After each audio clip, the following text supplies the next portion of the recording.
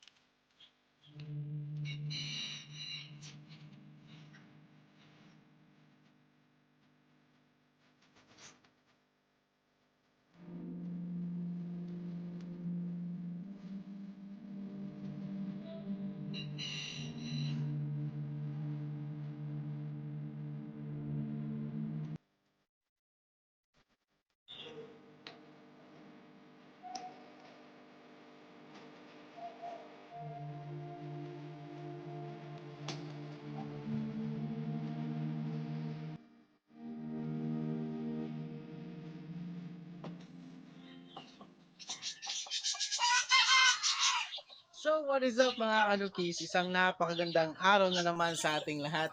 So ngayong araw mga kanukis, i-explain ko sa inyo kung paano ko ginamot si Bugito, yung bantam na natin na nagka-malaria. So ngayong araw, papakita ko sa inyo yung development niya. At saka ito-throwback natin yung mga steps kung paano ko ginawa yun mga kanukis. Tara, tingnan natin si Bugito. So mga kanukis, ito yung nakapagpagaling kay Bugito. Ito yung Tepox. So sa isang 5 gram nito, sa isang galong tubig. So ayan, ito yung kulay ng Tepox mga kanukis. So ipapainom din natin ito sa ating mga sisiw para prevention na din sa avian malaria. At update ko din kayo ngayon kay Bugito kung ano ba yung development niya gamit natin ang Tepox. So hindi pa tayo gumamit ng Ornistat o Pyristat, Tepox muna pero gumaling na siya mga kanukis. So tara, tingnan natin si Bugito kung ano ba yung development ng kanyang pagaling. So yun na nga mga kanukis, no? After ng 4 to 6 days natin na treatment kay Bugito, marami tayong napagdaanan kasi yung balahibo niya mga kanukis is naging dry na, yung ipot niya naging green na, at saka parang nanginginig na siya mga kanukis. Isa yun sa simptomas ng malaria sa isang manok. At saka yung palong niya is bumabalik ko na, nagiging puti na, so nagiging pale na mga kanukis. At sa 4 na araw na pagtitreat natin sa kanya hanggang sa 6 na araw, so maganda namang development. So titingnan natin siya ngayon.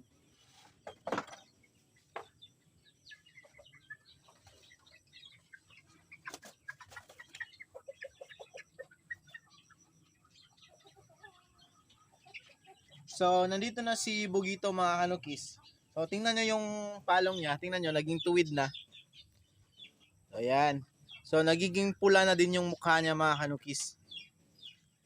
So kagaya ng pinakita ko sa inyo kanina sa intro ng video, at pina-continue ko pa rin yung dextrose powder niya mga kanukis kasi yung ipot niya is medyo green pa din.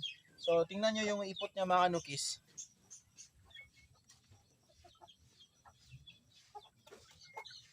So ayan. So ibig sabihin meron pa din yang malaria sa kanyang katawan. So hanggang hindi bumabalik sa normal na kulay yung ipot ni Bugito, hindi natin siya palalakuin at saka palalakarin dito sa ating backyard. So mas maigi na nasa quarantine pa rin siya mga kanukis para maging safe at tututukan natin yung aalaga sa kanya. So sa ngayon, sa 5 to 6 days natin na pag-aalaga, ito yung pinapainom ko sa kanya. Ito yung uh, Tepox 48. So ayan, at saka combination ng multivitamin na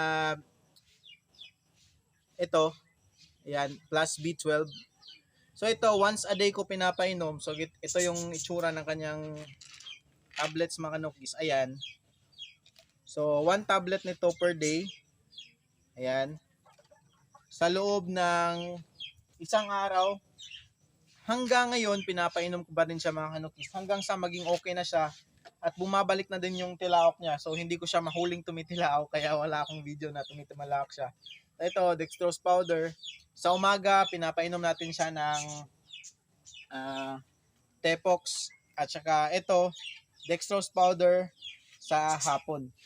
Kaya itong Tepox at saka ito, magandang combination. Kasi itong dextrose powder, magiging rehydration agent na mga kanukis. Kapag nadi-dehydrate siya sa kanyang pagtatae, syempre, nalulusaw yung kanyang mga kinakain mga kanukis. So, ito yung magiging rehydration agent ni Bugito. So, yun na nga, ito yung magiging rehydration agent na mga kanukis. So, ngayon, itong si Bugito, under observation pa natin. Pero, nasa mga 97% nata siya na magaling na. So, ayan o. So, nandito na si Bugito mga kanukis. Ayan. So mapapagaling pa natin siya ng maigi. Tingnan nyo yung katawan niya, yung balahibo niya. So, bumalik na sa dati. Ayan. So, pogi na ulit si Bugito. So, hindi na ako nakakabahan mga kanukis. Akala ko mamamatay. Kasi ito yung first line ni tuber na napalabas natin. So, aalagaan pa natin siya. So, sa mga may experience na mga magmamalarya na mga alaga nyo, so gawin nyo lang yung step by step. So, maglagay kayo ng, dapat may isolation area kayo sa inyong backyard na hindi talaga mahahalo siya sa ibang mga manok mga kanukis. Hope na nakatulong ang video na to sa inyo. Maraming salamat pala sa lahat ng mga sumusuporta, sa mga kanukis natin na palating sumusuporta. If nagustuhan mo ang series ng video na ito, please hit the like button from episode 1 hanggang sa episode 3 ngayong araw. At saka pala mga kanukis, yun ang gagawin natin kapag may na-encounter tayo ng mga basic na mga needs dito sa ating backyard. Example, paggagamot ng sakit. So gagawa tayo ng episodes hanggang sa mapagaling natin. So kapag na-experience naman sa inyong mga backyard, so makikita nyo kung paano gamutin. So hindi naman tayo perfect, hindi ako doktor, hindi ako veterinaryo, pero ang ginagawa ko mga kanukis, disclaimer lang, ay tungkol sa mga experiences ko dito sa ating mga backyard. Hope that you are doing well. Shout out sa inyong lahat. Hindi ko muna kayo maiisa sa pag-shout out kasi napaka-seryoso ng topic na ito. Step by step na procedure sa paggagamot ng malaria sa ating mga alagang manok. So have a good day everyone. Have a blessed week ahead. This is your native Kanuki once again saying, an educated farmer is a successful farmer. See you in our next vlog. Bye-bye!